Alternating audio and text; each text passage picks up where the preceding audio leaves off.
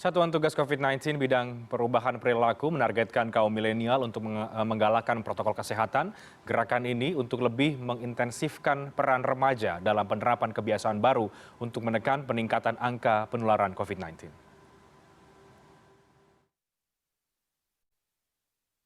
Dalam sosialisasi strategi perubahan perilaku yang digelar Badan Kependudukan dan Keluarga Berencana Nasional atau BKKBN menyebutkan remaja kerap menjadi pembawa atau carrier virus corona lantaran sering berkerumun. Untuk mengatasi hal ini, BKKBN berencana membentuk Jantra Peduli COVID yang melibatkan remaja untuk mengajak sesama kaum milenial agar semakin menegakkan protokol kesehatan pencegahan COVID-19. Kita buat sistem monitoringnya, mereka kita kasih materinya, ya kan? Kita kasih perkuatan materi karena bagaimana mereka melakukan sosialisasi kalau mereka belum punya pengetahuan yang cukup.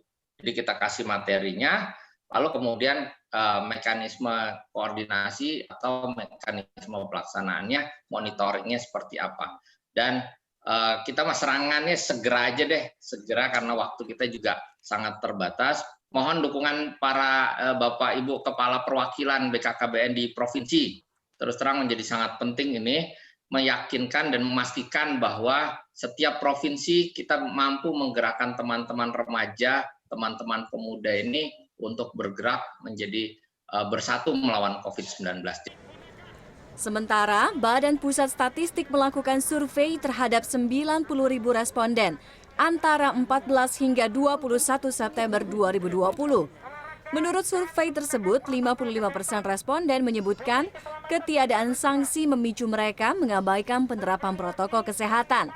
Sementara 21% responden sepakat bahwa keteladanan pemimpin dan aparatur negara merupakan aspek penting dalam penerapan protokol kesehatan, baik secara pribadi maupun kolektif. Ketua Satgas COVID-19 Doni Monardo menyerukan Satgas bidang perubahan perilaku untuk semakin menggencarkan penyuluhan penerapan protokol kesehatan di berbagai daerah. Masyarakat masih memiliki ketergantungan ya terhadap adanya sanksi. Jadi tingkat kesadaran pribadi dan kesadaran kolektif ini masih belum optimal. Ya, apa buktinya? Ya, ini data yang dikumpulkan oleh Badan Pusat Statistik. Ya, saya pikir data ini sangat valid, ya, sangat bagus sekali, dan kita harus menjadikan data ini sebagai bahan bagi kita dalam mengambil kebijakan. BKKBN juga mengeluarkan hasil survei yang menyebut perempuan lebih mematuhi protokol kesehatan, baik dari penggunaan masker, mencuci tangan, berjabat tangan, hingga menghindari kerumunan. Kalau kita lihat berdasarkan jenis kelamin, kita tahu bahwa kaum perempuan, mohon maaf ini bapak-bapak, ternyata kaum perempuan ini yang slide berikutnya silakan, kaum perempuan jauh lebih patuh dibandingkan dengan kaum laki-laki dalam penerapan protokol kesehatan. Nah, oleh karena itu mungkin kawan-kawan PLKB, PKB nanti dalam melakukan sosialisasi ini, ya mungkin kita akan lebih menggencarkan lagi bagaimana mengajak kaum laki-laki, bapak-bapak, anak-anak remaja, laki-laki untuk lebih patuh lagi. Karenanya, kaum lelaki perlu lebih didorong untuk lebih mematuhi protokol kesehatan.